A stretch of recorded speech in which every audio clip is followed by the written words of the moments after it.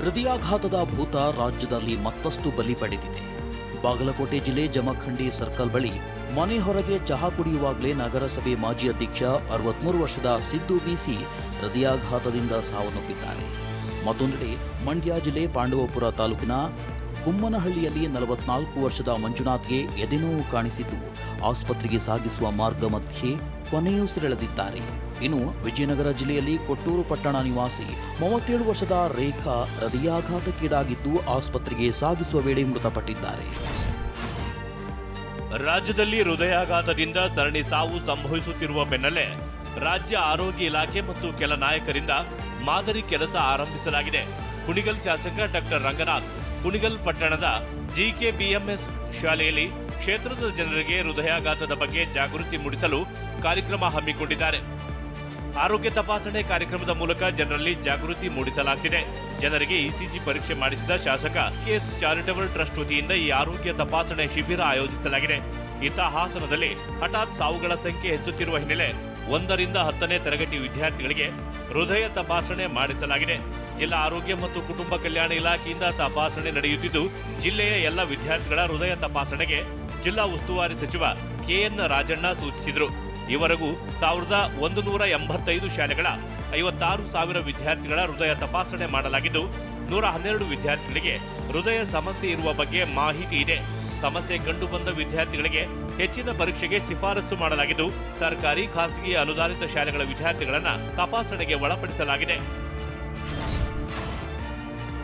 ಬೆಂಗಳೂರಿನ ವಸಂತನಗರದಲ್ಲಿರುವ ಕೆಜಿಎಫ್ ಬಾಬು ಮನೆ ಮುಂದೆ ಚಿಕ್ಕಪೇಟೆ ನಿವಾಸಿಗಳು ಪ್ರತಿಭಟನೆ ನಡೆಸಿದ್ದಾರೆ. ಎಲೆಕ್ಷನ್ ಟೈಮ್ನಲ್ಲಿ ಸಿಲಿಂಡರ್ ಮತ್ತು ಚೆಕ್ ಕೊಡ್ತೇನೆ ಅಂತ ಭರವಸೆ ನೀಡಿದರು. ಆದರೆ ಸಿಲಿಂಡರ್ ಕೊಟ್ಟಿಲ್ಲ, ಚೆಕ್ ಕೊಟ್ಟು ಬೌನ್ಸ್ ಮಾಡಿದ್ದಾರೆ. ಮನೆ ಕಟ್ಟಿಸಿ ಕೊಡ್ತೀನಿ ಅಂತ ಭರವಸೆ ನೀಡಿದರು. ನಾವು ಮನೆಗಳನ್ನೆಲ್ಲ ಡೆಮಾಲಿಷ್ ಮಾಡಿಸಿದ್ದೇವೆ, ಆದ್ರೀಗ ಮನೆ ಕಟ್ಟಿಸಿ ಕೊಡ್ತಿಲ್ಲ, ನಾವು ಬೀದಿಗೆ ಬಂದಿದ್ದೇವೆ ಅಂತ ಜನ ಕಿಡಿಕಾರಿದ್ದಾರೆ. ಮತ್ತೊಂದೆಡೆ ಸುದ್ದಿಗೋಷ್ಠಿ ನಡೆಸಿದ ಕೆಜಿಎಫ್ ಬಾಬು, ನನಗೆ ಮೋಸ ಆಗಿದೆ, ನನ್ನ ಅರ್ಧ ಆಸ್ತಿ ಚಿಕ್ಕಪೇಟೆ ಮತದಾರರಿಗೆ ಕೊಡ್ತೀನಿ ಎಂದಿದ್ದಾರೆ. ಇದು ಈ ಆಸ್ತಿ ಇಟ್ಕೊಂಡು ತಿನ್ನೋದೇನು ಯಾರಿಗಿಟ್ಟು ಹೋಗ್ಬೇಕಿದು? ಅದಕ್ಕೆ ನಮ್ಮ ಚಿಕ್ಕಪೇಟೆ ಕ್ಷೇತ್ರ ಜನಕ್ಕೆ ನಾನಿದು ಸಹಾಯ ಮಾಡಿಬಿಟ್ಟು. ಬೆಂಗಳೂರಿನ ವಸಂತನಗರದಲ್ಲಿರುವ ಕೆಜಿಎಫ್ ಬಾಬು ಮನೆ ಮುಂದೆ ಚಿಕ್ಕಪೇಟೆ ನಿವಾಸಿಗಳು ಪ್ರತಿಭಟನೆ ನಡೆಸಿದ್ದಾರೆ. ಎಲೆಕ್ಷನ್ ಟೈಮ್ನಲ್ಲಿ ಸಿಲಿಂಡರ್ ಮತ್ತು ಚೆಕ್ ಕೊಡ್ತೇನೆ ಅಂತ ಭರವಸೆ ನೀಡಿದರು. ಆದರೆ ಸಿಲಿಂಡರ್ ಕೊಟ್ಟಿಲ್ಲ, ಚೆಕ್ ಕೊಟ್ಟು ಬೌನ್ಸ್ ಮಾಡಿದ್ದಾರೆ. ಮನೆ ಕಟ್ಟಿಸಿ ರಷ್ಯಾ ಮೂಲದ ಮಹಿಳೆ ಗೋಕರ್ಣದ ಗುಹೆಯಲ್ಲಿ 2 ಮಕ್ಕಳ ಜೊತೆ ವಾಸಿಸ್ತಾ ಇದ್ದ ರೋಚಕ ಪ್ರಕರಣಕ್ಕೆ ಹೊಸ ತಿರುವು ಸಿಕ್ಕಿದೆ. ಕೆಲ ತಿಂಗಳುಗಳ ಹಿಂದೆ ಗೋವಾದಿಂದ ತನ್ನನ್ನ ಬಿಟ್ಟು ಹೋಗಿದ್ದ ನೀನಾ ಕುಟೀನಾ ಮತ್ತು ಮಕ್ಕಳಿಗಾಗಿ ಪತಿ ಡ್ರೋರ್ ಗೋಲ್ಡ್ ಸ್ಟೈನ್ ಹುಡುಕಾಟ ನಡೆಸಿದ್ದಾನೆ. ಇಸ್ರೇಲ್ ಮೂಲದ ಗೋಲ್ಡ್ ಸ್ಟೈನ್ 8 ವರ್ಷಗಳ ಹಿಂದೆ ನೀನಾಳನ್ನ ಭೇಟಿಯಾಗಿದ್ದ. ಪ್ರೇಮಾಂಕುರವಾಗಿ ಅವಳ ಜೊತೆ ಜೀವನ ನಡೆಸಿದ್ದ. ಕೆಲ ತಿಂಗಳ ಹಿಂದೆ ನೀನಾ ಏಕಾಏಕಿ ನನ್ನನ್ನ ಬಿಟ್ಟು ಹೋಗಿದ್ದಾಳೆ ಅಂತ ಗೋಲ್ಡ್ ಸ್ಟೈನ್ ಹೇಳಿಕೆ ನೀಡಿದ್ದಾನೆ. ದೇವನಹಳ್ಳಿಯ ಚನ್ನರಾಯಪಟ್ಟಣದಲ್ಲಿ ಭೂಸ್ವಾಧೀನ ವಿರೋಧಿಸಿ ರೈತರು ಹೋರಾಟ ನಡೆಸಿದರು. ಅನ್ನದಾತರ ಕಿಚ್ಚಿಗೆ ಮಡಿದ ಸರ್ಕಾರ ಭೂಸ್ವಾಧೀನ ಕೈಬಿಟ್ಟಿದೆ. ಭೂಸ್ವಾಧೀನ ನಿರ್ಧಾರ ಕೈಬಿಟ್ಟ ಬೆನ್ನಲ್ಲೇ ಆಂಧ್ರಪ್ರದೇಶ ಸಿಎಂ ಚಂದ್ರಬಾಬು ನಾಯ್ಡು ಪುತ್ರ ಸಚಿವ ನಾರಾ ಲೋಕೇಶ್ ಏರೋಸ್ಪೇಸ್ ಕಂಪನಿಗಳಿಗೆ ಮುಕ್ತ ಆಹ್ವಾನ ನೀಡಿದ್ದಾರೆ. ಬೆಂಗಳೂರು ಪಕ್ಕದಲ್ಲೇ 8,000 ಎಕರೆ ಜಾಗ ನೀಡುವುದಾಗಿ ಆಹ್ವಾನ ನೀಡಿ ಟ್ವೀಟ್ ಮಾಡಿದ್ದಾರೆ.